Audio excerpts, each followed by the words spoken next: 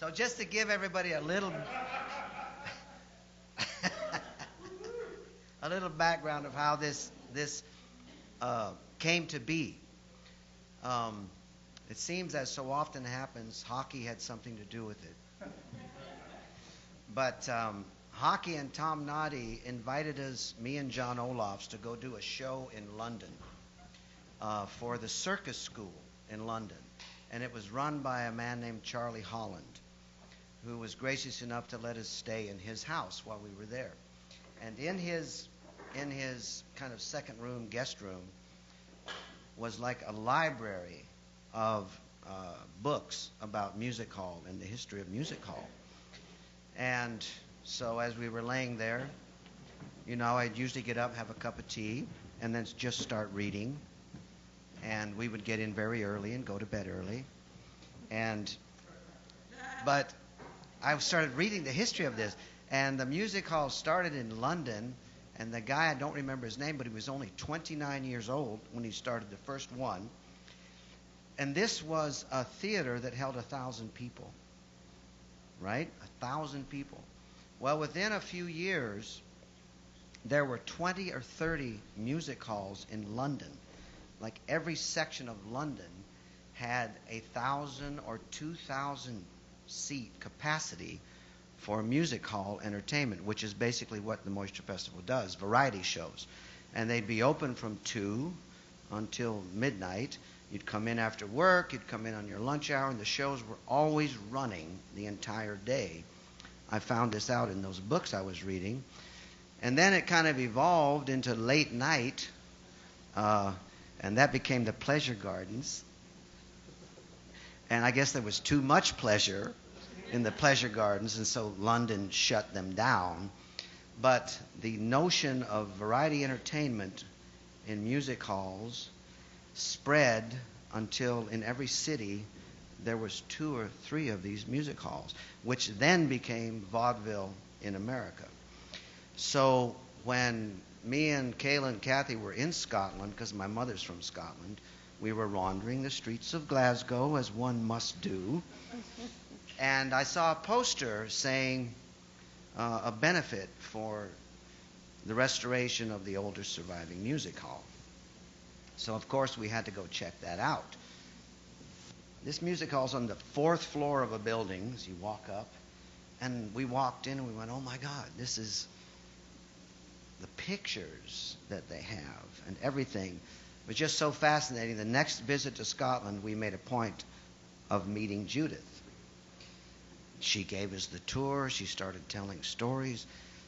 And I thought, oh my God, you have to come to the Moisture Festival so she can tell us about music halls. So Judith Bowers, ladies and gentlemen. She's actually an English girl. She's an English girl from the southwest of England. Which means you'll actually be able to understand what I'm saying. But I'm going to use the stage because I'm a diva. I can't sit and talk. I just can't do it. I've got to keep moving and picking on people. Now, the history of music hall in Scotland, actually the history of entertainment in Scotland is a little bit different than the history of entertainment in England. You see, there was this thing in 1555 called the Reformation of the Church.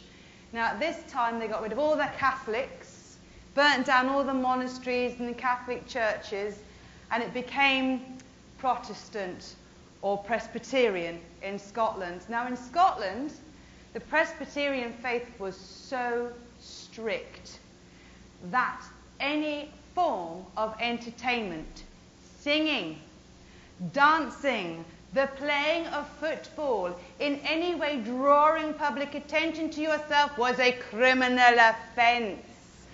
Ladies, if we were caught gossiping, we'd be punished for that as well, with a device known as a branks, or a scold's bridle, an iron helmet with a metal spike for a mouthpiece.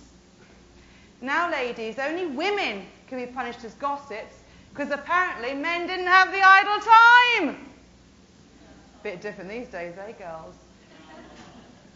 Now, the thing was in Scotland that the only legitimate form of entertainment across Scotland between 1555 and the Reformation and 1773, the founding of the Theatres Act, was punishments.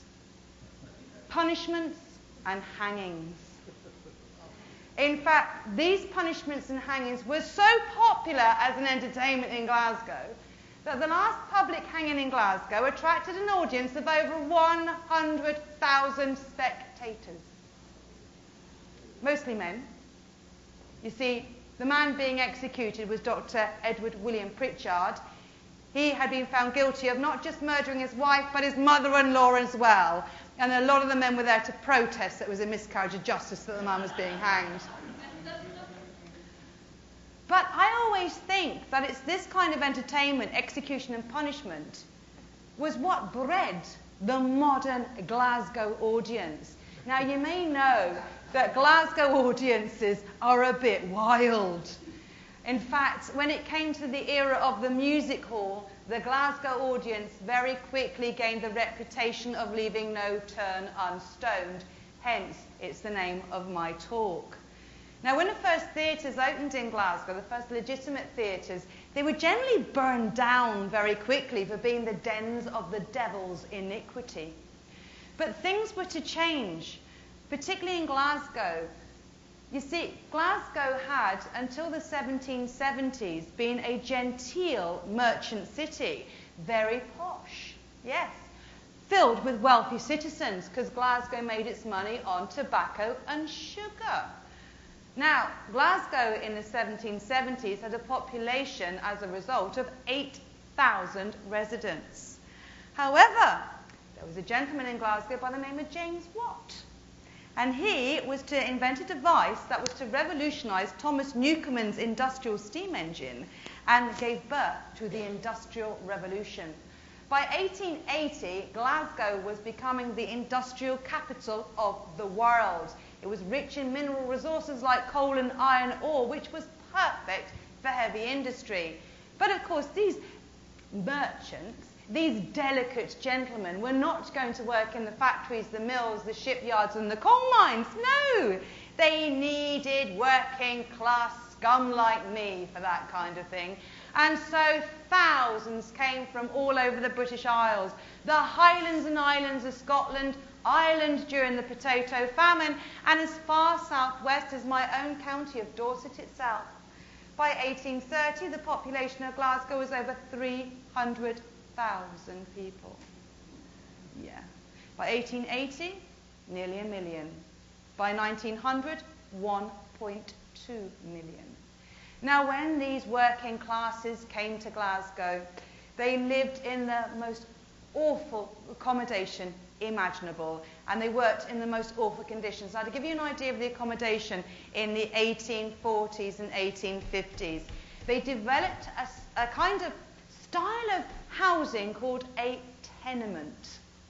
Now, of course, you have tenements in America as well today, but our tenement buildings had what were called single ends in them. Now, a single end was one little room in which up to 10 families would live. By the 1930s, one room was for one family. But the housing was so overpopulated, so overcrowded, that you quite literally had to sleep where you could find a space. And quite often, that would be in the back courtyard, on the stairwell, under the stairs, and in the hallways and lobbies. It was not nice. And of course, our working hours were, on average, 11 to 16-hour days in the worst possible conditions. Women as well, if we were poor working classes. This meant that these people needed to be entertained. They didn't really want to go back, particularly the men, to their overcrowded accommodation. So instead, they would go to the pub. Pubs had started to appear all over Glasgow. On every street corner, there was a pub on one side, and across the road, a church. So you could go and get drunk and then go and get your sins forgiven afterwards. Yes, that's just the way it worked. So people would go to the pub, men in particular would go to the pub. Now girls, what happens to our husbands and boyfriends when they've had a wee bit too much whiskey, or when they're wet with the whiskey, as they say in Glasgow. What are they like? They suddenly think that they've got talents that when they're sober we're completely unaware of, don't they? Yeah. They suddenly jump up and do a song, or tell a rotten joke, or do a little dance.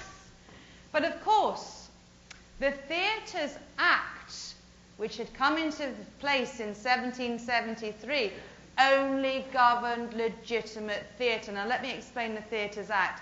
The Theatres Act was brought in to make sure that any public performance was in no way rude, crude, ungodly, or treasonous. So if you were going to do a play, you would send it to Parliament. They would read it in Parliament to make sure that it wasn't rude, crude, ungodly, or treasonous in any way, and then give you permission to perform it, and that's how you got your license. But these ad hoc entertainments in public houses, this spontaneously bursting into song or telling a joke, well, generally, these little performances were rude, crude, ungodly, and treasonous in every way imaginable. As a result, the government had to find a way of controlling these ad hoc entertainments in the public houses. And so in the 1840s, they issued what was called the Music Hall Act. This legitimized these pub entertainments. In fact, it meant that public houses were now allowed to provide a special back room of a pub, just like this one.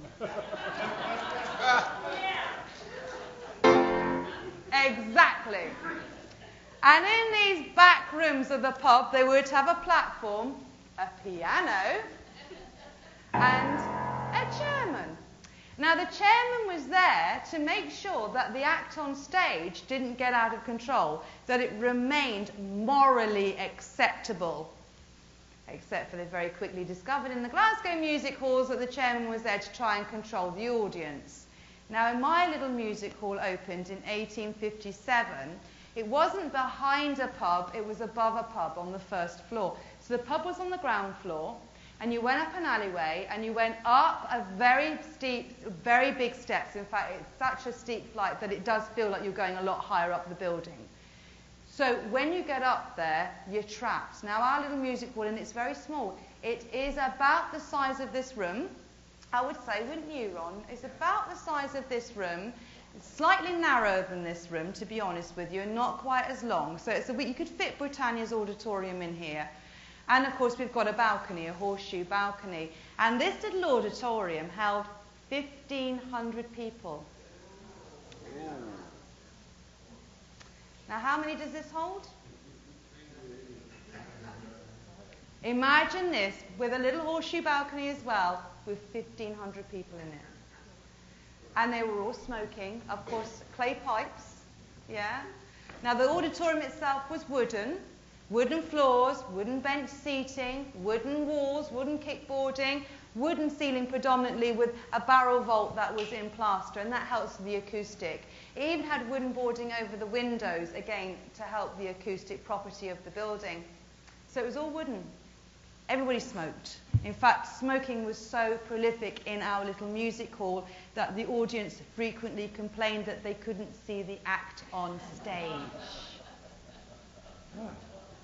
Now, how did they light it? Well, of course, this is long before gas, let alone electricity. So it was naked flame. You had floats at the front of the stage, which were naked flames, naked candle-lit flames. And then, of course, you had limelight, very hot, again, a flame. And, of course, it was heated by coal fires, a wooden auditorium. In fact, music halls across the UK had a lifespan of approximately 21 years before they burned down. But that's because they were back rooms behind public houses on the ground floor. The trick to our survival was we were one floor up and very, very packed full of people. See, the other music halls, if a gentleman needed to go out and urinate, do remember, we don't have toilet facilities back in this day. In fact, we didn't have hygiene at all. I mean, imagine, we'll go into smell in a minute. But the other music halls, because the gentlemen could fight their way out into the lane and urinate, they would urinate outside. In our music hall, the Britanica Panopticon on the Tron Gate, it was one floor up, and once you were up there, you weren't going to get back down again, so you urinated where you stood, boys. And that's why it's the oldest surviving in the world, because it was simply too saturated to ignite. And in addition to that, what happens to wee-wee when it goes off? Well, it produces ammonia. And ammonia is a very important ingredient to killing woodworm. Yes, so we don't have any woodworm in our auditorium either. Yeah. And at this point, I would like you to imagine what it was like in there, you know. And I'm going to add to your imagination here. So you're going to start off with a smell of wee-wee. Wee-wee is a very important aspect of music hall. Music halls, the length and breadth of the British Isles had a small problem, and that was the youth of the day. Teenagers, yes. In fact, in our little auditorium, 500 of our patrons would be, on average, for each show 4 times a day, we would do 4 shows a day, 6 days a week, were boys, aged between 9 and 13. Now, the boys used to like to congregate at the front of the balcony. They would squeeze in as many boys as they could so that they could urinate over the front of the balcony and try and hit the act on the stage below. Yes. I've got a wonderful report about this, actually, from one of the orchestras. They were actually billed as the 4 geishas, this orchestra, because they were all from the east, Edinburgh, and yeah, the Far East, and they would wear the full geisha regalia, you know, the kimono, the obi, the big black geisha wig, and before they went into the orchestra bar, they would say what was called the geisha's prayer. And the geisha's prayer was that they would pray that the boys above them had full bladders, because if they didn't, it would trickle down their black wigs instead of reaching the act on stage. Yes. Now, of course, you couldn't fit 500 boys into the front of the balcony. So the other boys would find themselves a space at the back of the balcony, never the stalls. That's a big difference between theatre and music hall stalls. If you go to the theatre, you want the stalls, don't you? You want to be down there near the action. No, not in a music hall. In the music hall, particularly in Britannia, they used to refer to the stalls as the penny spits, because the people in the balcony would spit on you, pee on you, throw things at you. So the boys did not want to sit in the stalls. They went to the back of the balcony. Now, of course, from the back of the balcony, they couldn't urinate to the act on stage. If they could, that would be a music hall act, take my word for it. So instead, they would find an ammunition which they could find on every street corner. It was so readily available that the British Isles were in danger of drowning underneath it. This was, of course, horse manure. Horses were used for everything. Transportation, pulling goods, you name it. They used horses before the invention of the internal combustion engine. So boys would pick up nice fresh handfuls of horse manure and stick it in their pockets. And they would use it to keep their hands warm whilst they waited outside in the bitter cold winds. And once they got inside, they just waited for the first rotten act to throw it at. But of course, that's what the boys did. What about the men? Well, it was mostly men in the auditorium other than boys. You wouldn't get ladies. No. Not unless you were a... Yes, would gather in one corner of the balcony and do their trade. In fact, we're pretty sure it was this one corner of the balcony. How do I know this? The archaeology. You see, under one corner of the balcony alone, we have found over 300 fly buttons and a business card advertising Dr. Temple for diseases peculiar to men. Tells you a bit of a story, doesn't it, really? Yes. So, you know, did a fair amount of trade in there. But the men would cram into the music hall, and they would bring their own ammunition. They would bring in things like shipyard rivets, nails, screws, punchings, and the earliest form of carry-out food of its day, whelks. Yes. And they would eat the whelks and then flick the shells at the act on stage if they didn't like them. Now, what were the early acts on the stage? Well, the early acts on the stage were the lady dancers, yes. The dancing girls were very, very, very popular because they did high kicking. Now, I'm sure you've all seen a can-can or a high-kicking dancer of some description in your lifetime, haven't you? Well, these high-kicking dancers did it in a slightly different way. Now, do bear in mind, ladies and gentlemen, this is the Victorian era when the ladies covered themselves from the chin to the floor. There was not much skin on view. And men did like a well-turned ankle. But it wasn't the ankle that the men were looking at when the girls were doing the high-kicking dances. Because you see, at this time, ladies wore great big crinolines.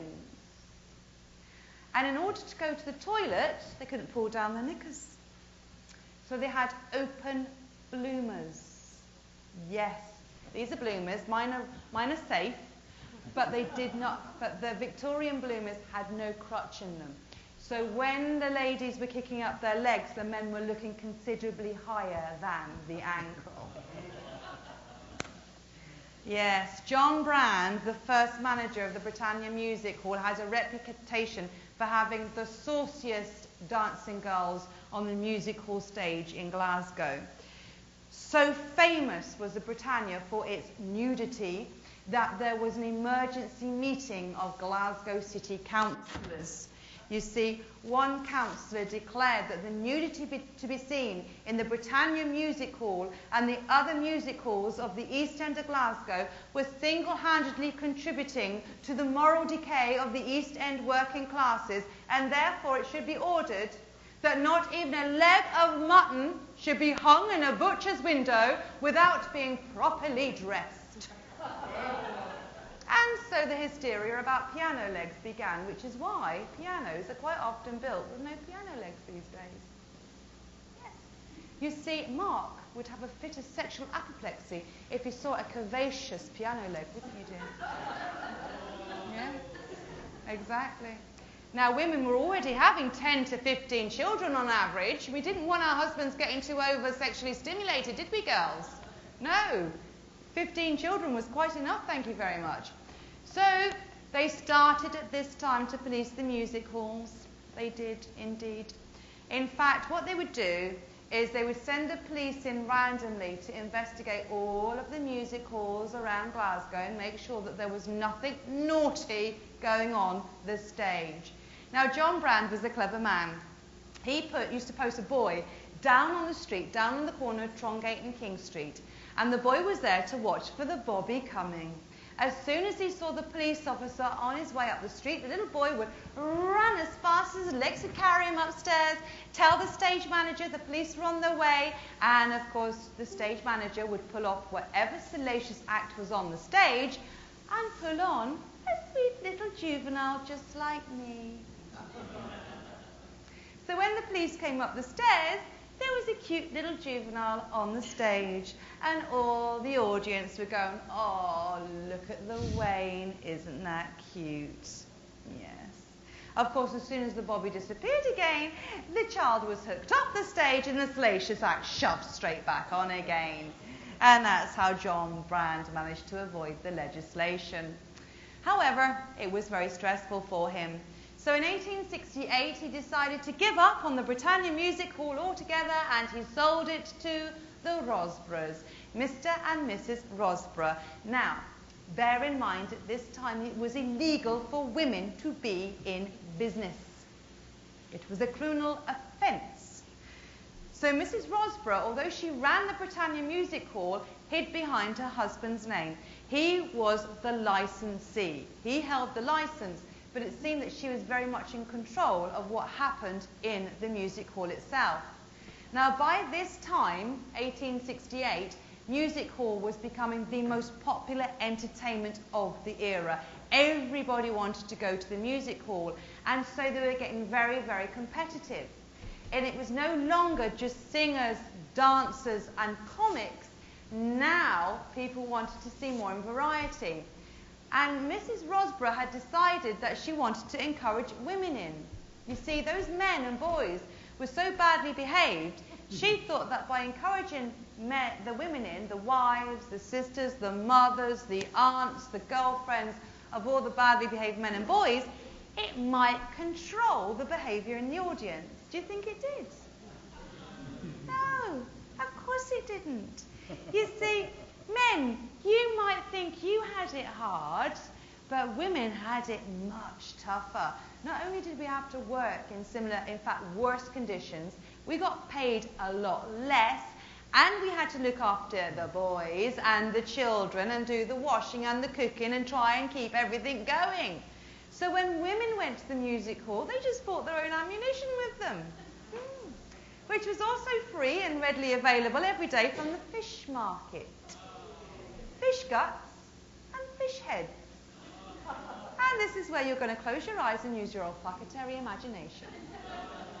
So, let us think, what have we got so far? We've got the body odour of 1,500 people before the invention of indoor plumbing was standard, and people didn't actually wash. And they wouldn't wash their clothing very much, they just scraped down their outer garments and occasionally wash their undies, but do bear in mind you would only have 2 sets of clothing likely. So you've got the body odour. Add to that the smell of the wee-wee, the horse manure, the pipe tobacco, the fish heads and the fish guts. How are we doing? Yeah? Lovely smell for you? Gorgeous, isn't it? I don't think our noses would survive it. Well, I'm going to come back to smell a little bit later on because it does get worse. I'm afraid so. Yeah. But anyway, the music hall. What was going on the stage? Well, by this time, in order to encourage the women in, Mrs. Rosberg was starting to bring in circus-type variety acts. Acrobats, tumblers. She even had a high wire placed across the balcony, which was great for the people sitting in the balcony. You could now flick their whelk shells at the person on the high wire and see if they could get them to fall off onto the audience below. We had a trapeze bar put in. We still have the trapeze bar. It's still there. And that meant the trapeze act could swing out over the audience. We had animal acts. I saw a puppy here a minute ago. Where's the puppy gone? Is he still there? Oh.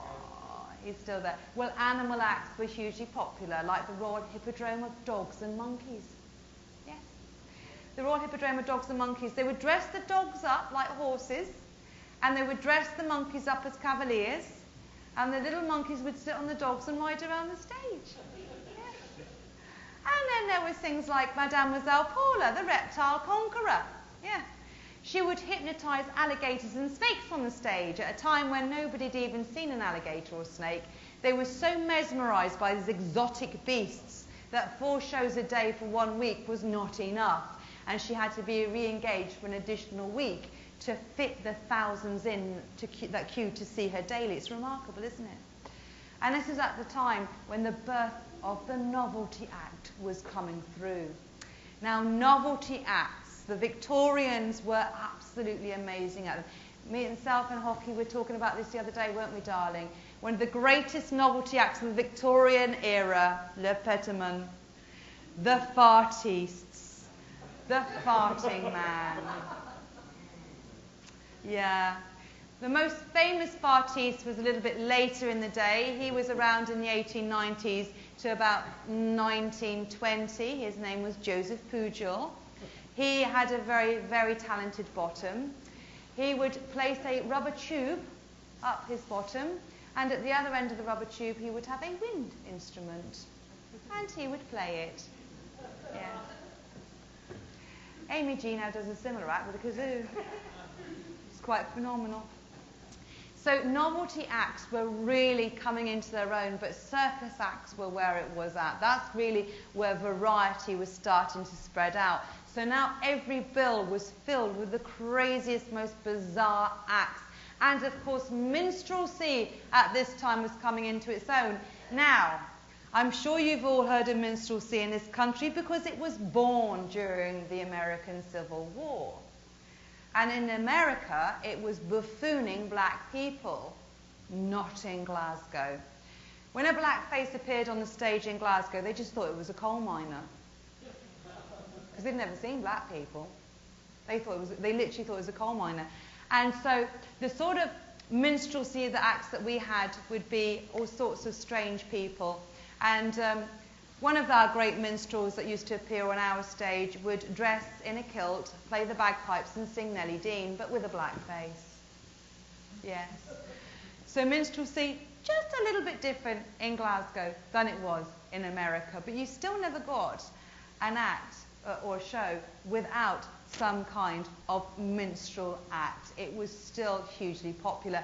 Of course, unfortunately, we can't do it today because it's politically incorrect. But we're putting it to the kids to see what they think. Should we do it as a historical recreation, or should we not? You know, we're not entirely sure what we're going to do with that one. But anyway, so minstrelsy was coming into its own, and of course, the comics were still popular, and so were the dancing girls. And now music hall performers weren't just performers, they were becoming stars in their own right, just like Hollywood stars today. In fact, our little music hall, the Britannia, had the greatest music hall stars from all across the UK. People whose names you might even not know, but still in the music hall circuit, they're still very famous. People like Dan Leno, Vesta Tilly, Vesta Victoria, Mary Lloyd, Florrie Ford, Charles Coburn, Harry Champion. And over the years, we also had people like Sir Harry Lauder, who made his second professional appearance in the Britannia Music Hall. Now, Harry Lauder was massive over here in the States. He was huge. Wasn't so big, unfortunately, in Scotland.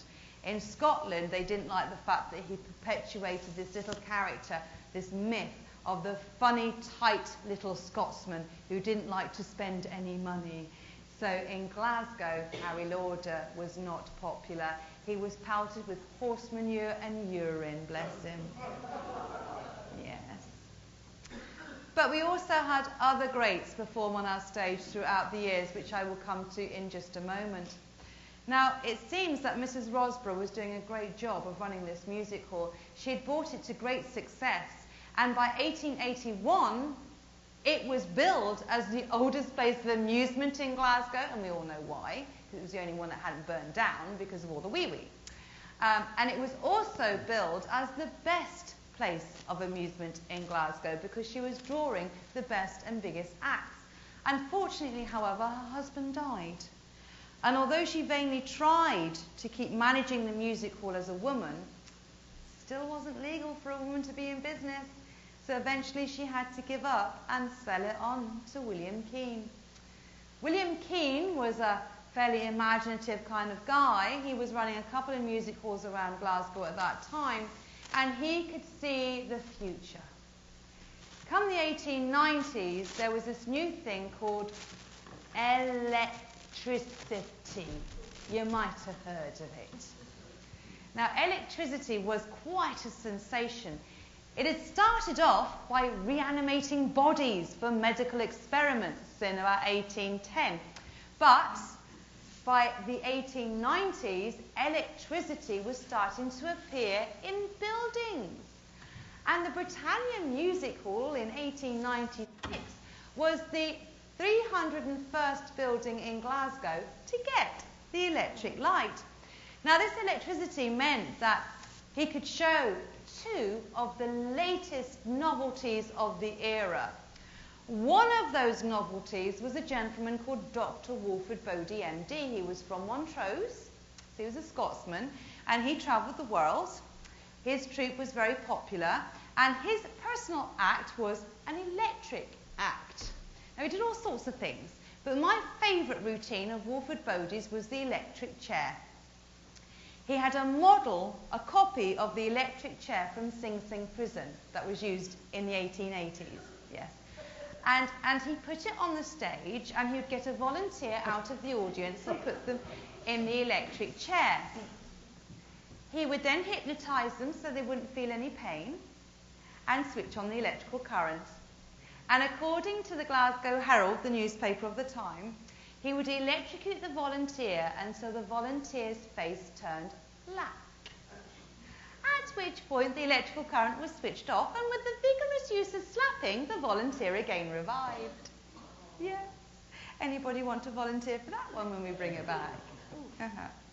But of course, the other reason why electricity was a bonus was the other act at the time. It had just started to emerge from France and the UK at the same time in about May 1896. It was, of course, called the animated picture, or cinema, as we call it today. Now, the films first flickered into life on Britannia's stage in August of 1896. Now, you've gathered by now that my audience was a little bit wild, just a tad. Well, it has to be said that the management at that time, Mr. James Anderson, was a little bit cautious about what would happen to the music hall if they showed these silent, flickering images. Bear in mind that the early reels were only 1 minute to 2 minutes long, because that's the length of film that they could produce at that time. So, they engaged for 1 week only a gentleman who had had great success at the skating palace on Socky Hall Street. Now, his name was Arthur Hubner. Now, when I say the skating palace, that's exactly what it was. You could ice skate and watch the animated pictures at the same time. Yeah, you didn't sit down, you skated and watched them. Isn't that fabulous? So he thought it'd be a great idea to use this fantastic guy, Arthur Hubner, to bring the animated picture to Britannia just for 1 week, 4 shows a day, just to see whether the audience would like it or not. Well, Arthur Hubner knew the reputation of the Britannia audience. He knew they were wild, so he was very careful in the films he selected. He showed, for example, Buffalo Bill's Wild West Show. Buffalo Bill had been in Glasgow just a couple of years previously and had been hugely popular, and Glasgow loved a Wild West show. To this very day, they love a Wild West show. He also showed a comic scene in a restaurant to appeal to their sense of humour, soldiers marching to appeal to their patriotic nature, a blacksmith's forge to appeal to the working man, but because they're a bloodthirsty lot, he also showed them a lynching scene, a cockfight, and a Mexican duel. And it all ended with Loie Fuller's prismatic skirt dance. Now, Loie Fuller's prismatic skirt dance you can still find on YouTube. It was the first piece of footage by the Lumiere brothers of a performer. The first time a performer had ever been recorded on film. And if you look on YouTube, you will see it listed as Loie Fuller's serpentine dance. Have a look at it, it's fantastic. And after you've seen Loie Fuller's serpentine dance on YouTube, type in Little Titch, and you will see a parody of Loie Fuller's serpentine dance by a little tiny chap called Little Titch. It's fantastic, it's so funny. You must do it, I insist. So, the animated picture was shown for the first time in August, and the 1 week was so popular that literally, again, thousands and thousands of people queued for every showing, and thousands got turned away. So they re-engaged Arthur Hubner for an additional week, and then an additional month. The audience couldn't get enough. And so by January of 1897, William Keane engaged Arthur Hubner as the new manager of the Britannia Music Hall. James Anderson was just taken away out of the picture for the moment. So Arthur Hubner decided in January of 1897 to rename the building Hubner's Anamatograph. Except for nobody could remember Hubner's Anamatograph and called it the Old Brit instead. Now, of course, it was very old by this time, and we're now racing towards the 20th century. When in 1857 it was the darkest time in British social history for the working classes, it was the toughest time in the social living conditions and in the working conditions. Infant mortality was very high, and so was ours. I mean, our average lifespan was 35 to 40 years. 40 was regarded as old age for the working classes in the Victorian era. By the late 1890s, everything was improving. The Housing Improvement Trust in Glasgow had meant that the old 10 families to 1 room had disappeared, and now it was 1 family to 1 room. So it was much easier, the streets were cleaner, It was a much easier life for people. By comparison to our lives today, no, it was tough.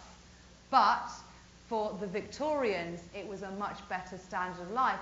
And the 20th century was racing towards them at such speed, and everybody was talking about the future. The 20th century, how modern that sounded. Even today, really, 20th century sounds modern. It was so modern, and everybody wanted modernity. They wanted something new and fresh. They didn't want to be reminded of the old Victorian era. So it seemed that the Britannia Music Hall was going out of favour because it smelled, and it was wooden, and it was creaky, and rats ran between your legs, and you scratched with the fleas and lice of the people sitting next to you, where variety theatre was suddenly beginning to birth. Come 1905, there were variety theatres all over Glasgow. Now, variety theatre, if you like, is the bridge between legitimate theatre, where you would see Shakespeare, and music hall, where you see turns, because there was no turn on a music hall stage longer than 10 minutes. That was the rule. So variety theatres kind of met in the middle. You could see entire musical shows, for example, and you could also see variety, just like the music hall. But these variety theatres, like the King's, the Coliseum, and the Pavilion in Glasgow, for example, these were beautiful buildings with ornate auditoriums. They had upholstered seats instead of wooden benches. They had carpets on the floors. They had wallpaper on the walls and toilet facilities. That was a real novelty. So everybody was flocking to the variety theatres, and it looked like the old Brit was going to close, even though it had the electric light, even though it had the cinematograph. Nobody wanted to go there anymore. Oh. But, fortunately, in the December of 1905, a hero appeared on the scene. Before the building could be closed forevermore, a young man who billed himself as A.E. Pickard Unlimited of London, Paris, Moscow, and Bannockburn arrived. Yes, he was in fact from Bradford in Yorkshire, and he was a showman. And he was inspired by the great American showman, P.T. Barnum. He'd seen Barnum when he was a child, and he'd been inspired. So when he came to Glasgow, he'd taken over a waxworks on the corner of the Trongate called Fell's Waxworks. He'd spent so much money on it, though, that he was now skint. So he asked if he could take over the Britannia Music Hall. He had a plan. He was going to link the two buildings. So this Yorkshireman by the name of A.E. Pickard took over the management of the Britannia Music Hall. He closed it in the January of 1906. And whilst it was closed for several months, the people of the Trongate watched in fascination as this eccentric young Yorkshireman took all sorts of strange and bizarre objects, cabinets, potted plants, strange things in cases, up the stairs into the music hall, but nothing seemed to come back down again. So, when he opened the doors on July the 9th, 1906, to the new audience, they literally flocked in their thousands. And they must have been very disappointed when they came into the music hall and not even a lick of paint had touched the walls. It was the same wooden benches, the same rats running between your legs, the same smell of pee and poo. It was upstairs that he'd made the modification. You see, there's an attic space. The actual auditorium was on 2 floors. There's what you would call the 2nd floor and 3rd floor. And up on the top floor, in the attic, he had added a rooftop carnival with 17 entertainments of the age, including Love in a Tub, Aunt Sally, Hook 'em Up, Pipe Breakers, Coconut Shies, What the Butler Saw for the men to see the naughty Parisian ladies taking their clothing off. And just at that crucial moment, you would run out of money. What a scam, bringing those back. And of course, for the ladies, we had fortune-telling machines. But that wasn't all he had in the attic. He also had tableaus in wax of the most popular characters of the day, which of course was the most famous murderer of the time and the British royal family together. And in addition to that, he had a freak show where he would show and exhibit the latest and most popular freaks of the era. And one of those freaks was the American fat girl, Lucy Moore. Yep, she was exhibited there 2 Decembers in a row. She came all the way over from America to Glasgow, and she was 46 stone in weight. When Lucy was leaving the building the first time, it took 8 strong men to carry her down the 4 flights of steps down into the Tron Gate. And in the Tron Gate was waiting a hackney carriage. It took them 40 minutes of huffing and puffing to shove her into this hackney carriage. And once they got her in it, she was so heavy she promptly fell through the floor. So it took them another hour of huffing and puffing to pull her back out again. They put her up in a lodging house overnight, and they sent the carriage to Springburn Works to get a reinforced bottom. It came to collect her the next day and conveyed her quite safely to Central Station, where she caught the train to Blackpool for her next engagement. So there you go, Lucy Moore, the American fat girl, appeared twice at the Britannia Music Hall. But that wasn't all A.E. Pickard done to the building. So now A.E. Pickard has got a music hall with cinematograph, a rooftop carnival waxworks and freak show. But there was still one space in the building that wasn't being utilised, and that was the basement underneath the public house on the ground floor. It was a vast cellar space which basically looked like a brilliant opportunity for Pickard to put something in. So he thought about it for a while, and then he decided, well, what else could you put in a basement? Why, a zoo, of course. Yes. He kitted it out with 23 animal cages, which housed a 9-foot Russian brown bear. Now, I'm talking the ceiling, which at its highest point is 6'7". He also had a dog-faced baboon. He had chimpanzees. He had monkey houses, bird houses, reptile houses. He had as many animals as he could possibly cram in to this tiny space, basically. Well, tiny for a zoo, let's put it that way. Big basement, but small for a zoo. And that wasn't all he had in the basement either. He also had distorting mirrors, paintings by W. Hogarth, and medieval etchings of Chinese torture. What zoo would be complete without them? And a lady would sit and play the organ to keep the atmosphere nice and light and bright and take your mind off the rotten smell. Now, we're back to smell. Remember all the smells of the auditorium we discussed earlier?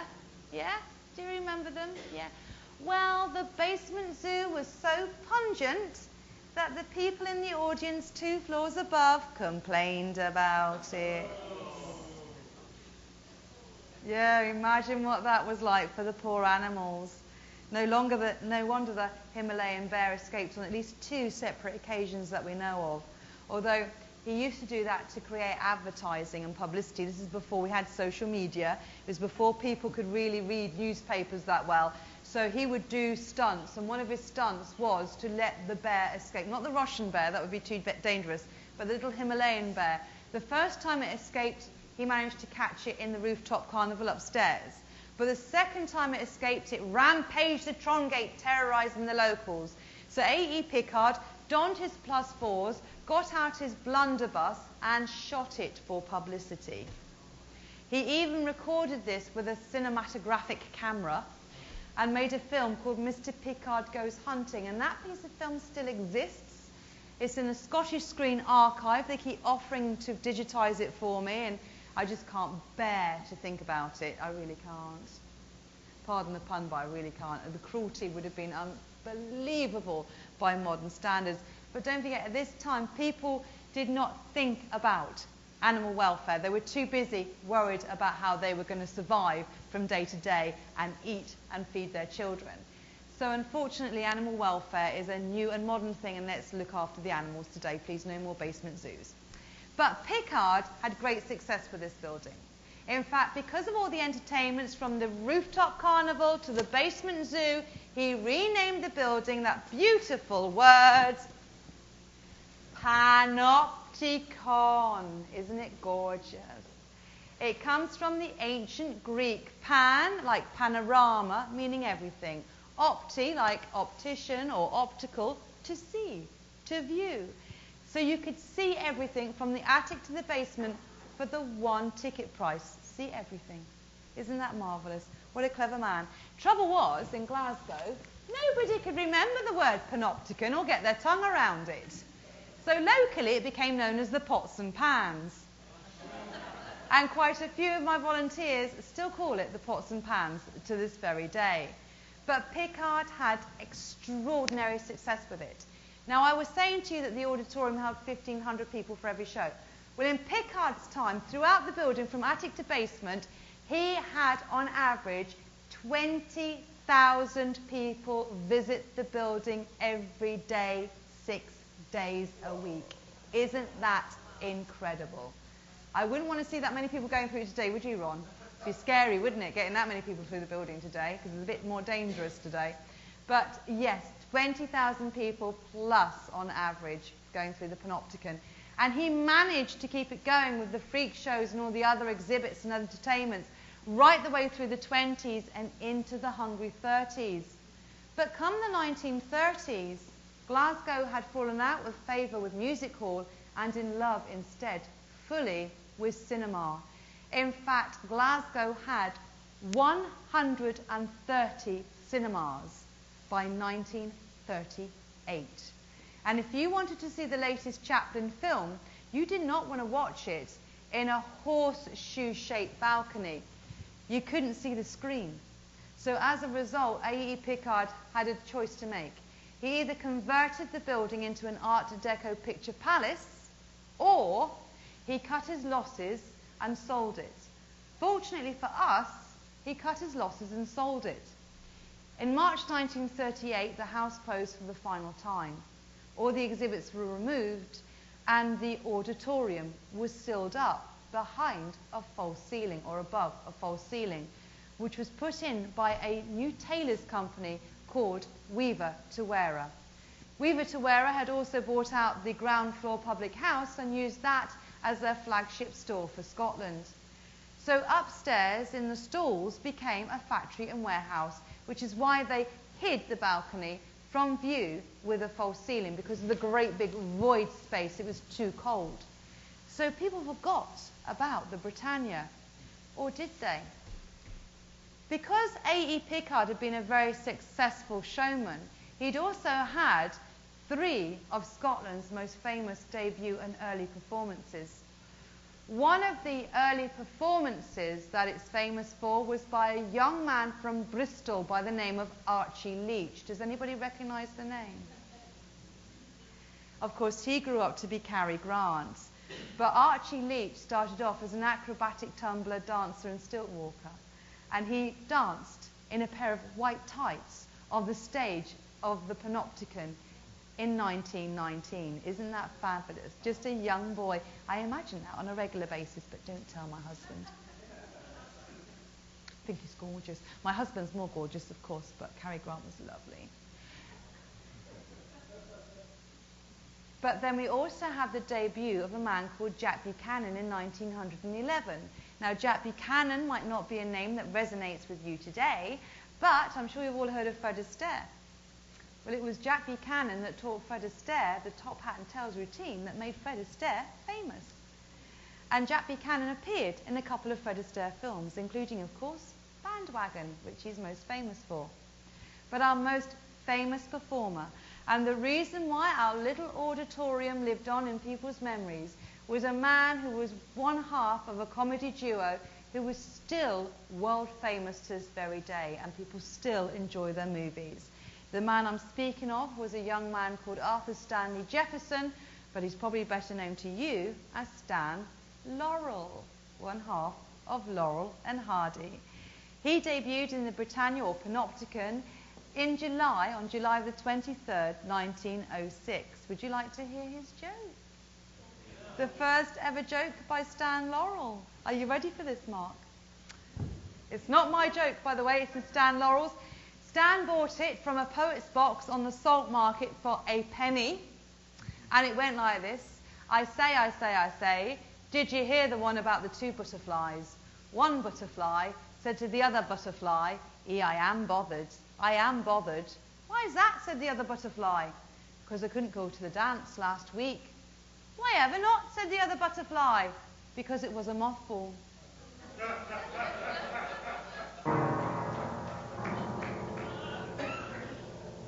If you want to know what happened next, you'll have to go onto Amazon and download my book, Glasgow's Lost Theatre, The Story of the Britannia Music Hall. Oh, yes, because there's quite a bit that happened next. I'm not telling you here. Bribe me afterwards and I might. Now, our little music hall was silent for a very, very long time, but I found out about it in December 1990 when I was researching the history of Glasgow for a series of walking tours. And the walking tour I was doing in the Trongate was the ghost tour. And I found out about the freak shows and Stan Laurel's debut. And some people said to me, oh, it's still there. And other people said to me, oh, no, that's long since ripped out. So I decided to investigate. For years, I tried to get in and above the false ceiling. Now, when I first encountered the building, it was a leather clothing shop called the Leather Club. Ladies downstairs, gents upstairs. So I used to go upstairs and I could see the false ceiling, but I could also see that on either side of the false ceiling was a sloped ceiling and columns like a Victorian music hall columns. So I thought, I wonder what else survives. So I would try and sneak through doors that said no entry, private, and then get caught and thrown out of the building. So I'd leave messages for the owner and the owner would never get back to me, and he was never in when I popped in to visit. It wasn't until February the 23rd, 1997, that I was walking along the Trongate in a short skirt with a cheekbone length, red bob, and false eyelashes, full makeup, looking very cute. I was about 28 at the time. And I'm mincing along and somebody taps on the window. It was now Mitchell's Amusement Arcade, and tapping on the window was a friend that I hadn't seen for about 3 years, a lady called Helen Campbell. I thought, great, this is my opportunity. So she said, come in for a cup of coffee. Went in for a cup of coffee. We sat in the back staff area. And as we were chatting and I was asking her if she'd seen any of the old music hall, down the stairs came the owner of the building, a Mr. Allen. So I fluttered my eyelashes and I smiled sweetly and I showed even more leg and I said, oh, go on, Mr. Allen, show me your darkened areas. Put feminism back years, ladies, I am sorry. But I managed to get where nobody before me had managed to get, and that is above that false ceiling. And I painted out that auditorium with torchlight, and believe me when I tell you that there were still bottles of beer sitting on the bench seating, as if they'd literally walked away and left it. There was also several feet of chicken poo, because during the Second World War, they'd actually used the balcony as a chicken farm to keep people in fresh eggs during the war effort. Yes. But most of that had been removed by the time that I moved in. Within 2 months, I had started running a campaign for the building because Mr. Allen had an outstanding repairs notice. The roof was in danger of collapsing and we needed to do something about the building. I refused to work for Mr. Allen because he was a commercial operator, so I went to Glasgow Building Preservation Trust and asked the lady there, Liz Davidson, for some advice. And she suggested I set up a charitable trust, which I did.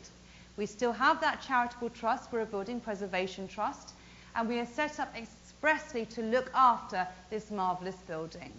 Mr. Allen sold it to the Mitchell family in 2001 because my trust did not have the money to buy it. And Mr. Allen and his family had basically wanted to have an accidental fire, so I had to do something about getting rid of the old owners. The Mitchell family are marvellous. We actually work in partnership with the Mitchell family. We raise as much money as we possibly can for the building, and we have public subscription that also helps to pay for the campaign, and a charity shop that helps to pay for the campaign as well. We've spent over £2.2 million on the building so far. We now have a new roof, new facade, new west elevation, and while I was away, they finished, while I'm here with you chaps in Seattle, they've just finished revealing the stage. And Meredith, one of my beautiful assistants, sent me a photograph, which I sent to RB here, and he's printed it out. So we now have the original stage back as well, the very stage upon which Stan Laurel made his debut and Cary Grant danced in his tights. Yes. Whoa. And we're still raising money because we've got a long way to go before she's ready for full action. But we do music hall shows. We do silent films with live bands. We do all sorts of representations of historical performances. And I'm about to do one for you right now, ladies and gentlemen, to give you an idea of what it's like in the music hall. Now, you're going to help me. I'm going to sing a song that was made popular first by Vesta Victoria in 1892 and then by Mary Lloyd in 1900. Now, it's called Daddy Wouldn't Buy Me a Bow Wow. And when I sing it, I want you to help. I will sing a chorus, and this is what you're to do to help. In fact, Ron's going to help me demonstrate. I go, Daddy wouldn't buy me a bow wow. Right, got it? Okay, so follow Ron's lead. Pussy, please. Oh, nearly. Oh, yes. It's an animal act. Take it away, maestro, please.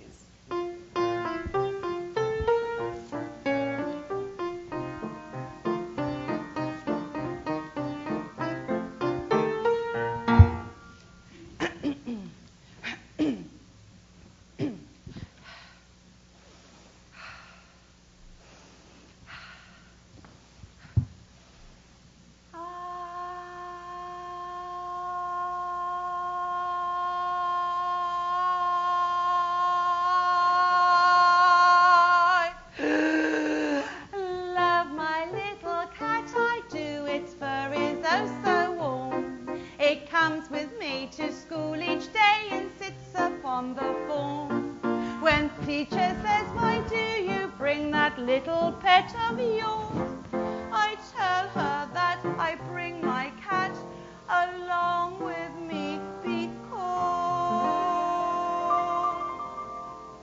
Daddy wouldn't buy me a bow wow. Daddy wouldn't buy me a bow wow. I've got a little cat and I'm very fond of that, but I'd rather have a bow wow. Two tiny dogs, such pretty little dears, but Daddy had to sell them 'cause they bit each other's ears. I cried and cried at 8 o'clock, Papa sent me to bed. When Ma came in and dried my eyes, I cried again and said, Daddy wouldn't buy me a bow wow. Daddy wouldn't buy me a bow wow. I've got a little cat and I'm very fond of that, but I'd rather have a bow wow wow. And again, Daddy wouldn't buy me a bow wow. Daddy wouldn't buy me a bow wow. I've got a little cat and I'm very fond of that.